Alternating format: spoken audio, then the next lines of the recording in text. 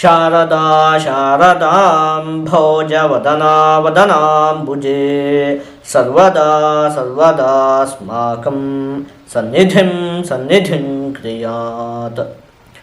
ಧನುಸ್ಸು ರಾಶಿಯವರೆಲ್ಲ ಹೇಗಿದ್ದೀರಿ ನೋಡಿ. ನಾವೀಗ ಈ ಜನವರಿ ತಿಂಗಳಲ್ಲಿ 2026ನೇ ಸಾಲಿನ ಜನವರಿ ತಿಂಗಳಲ್ಲಿ ನಿಮಗೆ ಏನೇನು ಫಲಪ್ರಾಪ್ತಿ ಆಗುತ್ತೆ ಅಂತ ಹೇಳಿ ನೋಡ್ತಾ ಹೋಗೋಣ. ಅದಕ್ಕಿಂತ ಮೊದಲು ಈ ತಿಂಗಳಲ್ಲಿ ನಡೆಯುವಂತಹ ಗ್ರಹಗಳ ಬದಲಾವಣೆಗಳ ಬಗ್ಗೆ ಒಂದು ಸ್ವಲ್ಪ ತಿಳ್ಕೊಂಬಿಡೋಣ. ನೋಡಿ, 12ನೇ ತಾರೀಕಿನಂದು ಶುಕ್ರಗ್ರಹ, 14ನೇ ತಾರೀಕಿನಂದು ರವಿಗ್ರಹ, 15ನೇ ತಾರೀಕಿನಂದು ಕುಜಗ್ರಹ, 17ನೇ ತಾರೀಕಿನಂದು ಬುಧಗ್ರಹ ಮಕರ ರಾಶಿಗೆ ಪ್ರವೇಶವನ್ನು ಮಾಡ್ತಾ ಇರುವಂಥದ್ದು. ಇದಿಷ್ಟು ಕೂಡ ಈ ತಿಂಗಳಲ್ಲಿ ನಡೆಯುವಂತಹ ಪ್ರಮುಖವಾದ ಗ್ರಹಗಳ ಬದಲಾವಣೆ. ನಾನೀಗ ಇದನ್ನೆಲ್ಲ ಆಧರಿಸಿ ಈ ಗ್ರಹಗಳ ಬದಲಾವಣೆ ಇತ್ಯಾದಿಗಳನ್ನೆಲ್ಲ ಗಣನೆ ಮಾಡಿ ನಿಮಗೆ ಪ್ರಾಪ್ತಿಯಾಗುವಂತಹ ಮುಖ್ಯವಾದ 10ರಿಂದ 11 ಅಂಶಗಳನ್ನು ಪಟ್ಟಿ ಮಾಡಿ ಇಟ್ಟಿದ್ದೀನಿ, ನಿಮಗೆ ಹೇಳಬೇಕು ಅಂತ ಹೇಳಿ. ಏನೇನು ಅದು ನೋಡ್ತಾ ಹೋಗೋಣ. ಈ ಜನವರಿ ತಿಂಗಳಲ್ಲಿ ನಿಮ್ಗೆ ಏನೇನು ಫಲ ಸಿಗುತ್ತೆ ಅಂತ ಹೇಳಿ ನೋಡಿ. ಆಧ್ಯಾತ್ಮಿಕ ವಿಷಯಗಳಲ್ಲಿ ನಿಮಗೆ ಆಸಕ್ತಿ ಉಂಟಾಗುತ್ತೆ. ಮುಖ್ಯವಾಗಿ ಈ ತಿಂಗಳಲ್ಲಿ ಯಾವುದು ಬೇಡಪ್ಪ, ಏನೋ ಭಗವಂತನ ಧ್ಯಾನನೋ ಭಗವಂತನ ಸ್ತೋತ್ರವನ್ನೋ ಮಾಡ್ಕೊಂಡಿದ್ಬಿಡೋಣ, ಸ್ವಲ್ಪ ದೇವಸ್ಥಾನಕ್ಕೆ ಹೋಗುವಂಥದ್ದು, ಇಂಥ ವಿಚಾರಗಳಲ್ಲೆಲ್ಲ ಒಂದು ಸ್ವಲ್ಪ ಆಸಕ್ತಿ ಉಂಟಾಗುತ್ತೆ. ಆಧ್ಯಾತ್ಮಿಕ ಗ್ರಂಥಗಳನ್ನು ಓದುವಂಥದ್ದು, ಒಂದು ಸ್ವಲ್ಪ ವೈರಾಗ್ಯ ಸ್ವಭಾವ ಅಂತ ಹೇಳುವಂಥದ್ದು ಕೂಡ ಉಂಟಾಗುತ್ತೆ. ಉಳಿದಿರುವಂತಹ ವಿಚಾರಗಳಲ್ಲೆಲ್ಲ ಅಷ್ಟೊಂದು ಆಸಕ್ತಿ ಉಂಟಾಗೋದಿಲ್ಲ. ಭಗವಂತನ ವಿಚಾರದಲ್ಲಿ ಒಂದು ಸ್ವಲ್ಪ ಆಸಕ್ತಿ ಅಂತ ಹೇಳುವಂಥದ್ದು ಉಂಟಾಗುತ್ತೆ.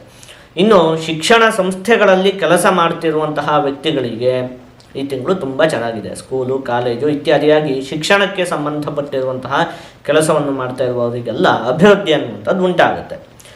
ಹಾಗೆ ವಿದೇಶಕ್ಕೆ ಸಂಬಂಧಪಟ್ಟಿರುವಂತಹ ವ್ಯಾಪಾರ ವ್ಯವಹಾರವನ್ನು ಮಾಡ್ತಾ ಇರುವಂತಹ ವ್ಯಕ್ತಿಗಳಿಗೂ ಕೂಡ ಚೆನ್ನಾಗಿ ಲಾಭ ಅಂತ ಹೇಳುವಂಥದ್ದು ಉಂಟಾಗುತ್ತೆ.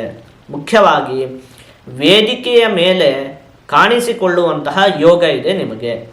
4 ಜನ ಸೇರಿದಲ್ಲಿ ಒಂದು ಸ್ಟೇಜ್ ಮೇಲೆ ಏನೋ ಭಾಷಣ ಮಾಡುವುದಕ್ಕೋ ಅಥವಾ ಇತ್ಯಾದಿ ನಿಮ್ಮ ಕಲೆಗಳನ್ನೆಲ್ಲ ಪ್ರದರ್ಶನ ಮಾಡುವುದಕ್ಕೆ ಒಂದಷ್ಟು ಅವಕಾಶ ಅಂತ ಹೇಳೋದು ನಿಮಗೆ ಪ್ರಾಪ್ತಿಯಾಗುತ್ತೆ. ತಾತ್ಪರ್ಯ ಏನು ಅಂತ ಹೇಳಿ ಅಂದರೆ, ಒಂದು 4 ಜನರ ಮುಂದೆ ನೀವು ಗುರುತಿಸಿಕೊಳ್ಳುವಂತಹ ಯೋಗ ನಿಮಗೆ ಈ ಒಂದು ಮಾಸದಲ್ಲಿ ಇದೆ. ಇನ್ನು ಧಾರ್ಮಿಕ ಕಾರ್ಯಗಳಿಗಾಗಿ ನೀವು ಒಂದಷ್ಟು ಹಣದ ವ್ಯಯವನ್ನು ಮಾಡ್ತೀರಿ ನೋಡಿ. ಒಂದಷ್ಟು ಧಾರ್ಮಿಕ ಕಾರ್ಯಗಳನ್ನೆಲ್ಲ ನಡೆಸುವಂತಹ ಯೋಗವೂ ಕೂಡ ಇದೆ. ಚಿನ್ನದ ಮೇಲೆ ನಿಮಗೆ ಆಸಕ್ತಿ ಹೆಚ್ಚಾಗುತ್ತೆ. ಏನೋ ಚಿನ್ನದ ಆಭರಣ ಇತ್ಯಾದಿಗಳನ್ನು ತೆಗೆದುಕೊಳ್ಳಬೇಕು ಅಂತ ಹೇಳಿ, ಅಥವಾ ಯಾವುದೋ ಒಂದಷ್ಟು ಆಭರಣಗಳನ್ನೆಲ್ಲ ತೆಗೆದುಕೊಂಡಿರ್ತೀರಿ, ಅದರಲ್ಲಿ ಏನೋ ಒಂದಷ್ಟು ಅವುಗಳು ಒಂಚೂರು ಹಾಳಾಗಿರುವಂಥದ್ದು ಏನೋ ಆಗಿರುತ್ತೆ, ಅದನ್ನು ಮತ್ತೆ ಸರಿ ಮಾಡಿಸ್ಬೇಕು ಅಂತ ಹೇಳಿ, ಆ ರೀತಿಯಾಗಿ ಒಟ್ಟಲ್ಲಿ ಚಿನ್ನಕ್ಕೆ ಸಂಬಂಧಪಟ್ಟಿರುವಂತಹ ವಿಚಾರಗಳಲ್ಲಿ ಒಂದಷ್ಟು ಆಸಕ್ತಿ ಅಂತ ಹೇಳುವಂಥದ್ದು, ಅಥವಾ ಚಿನ್ನದ ಮೇಲೆ ಹೂಡಿಕೆಯನ್ನು ಮಾಡುವಂಥದ್ದು ಇರಬಹುದು. ಆ ರೀತಿಯಾಗಿ ಅದರಲ್ಲಿ ಒಂದು ಸ್ವಲ್ಪ ಆಸಕ್ತಿ ಅಂತ ಹೇಳುವಂಥದ್ದು ಉಂಟಾಗುತ್ತೆ. ಇನ್ನು ಕುಟುಂಬದ ಸದಸ್ಯರ ಜೊತೆಗೆ ಒಂದಷ್ಟು ದೂರ ಪ್ರಯಾಣವನ್ನು ಮಾಡುವಂತಹ ಸಂದರ್ಭಗಳು ಉಂಟಾಗುತ್ತೆ.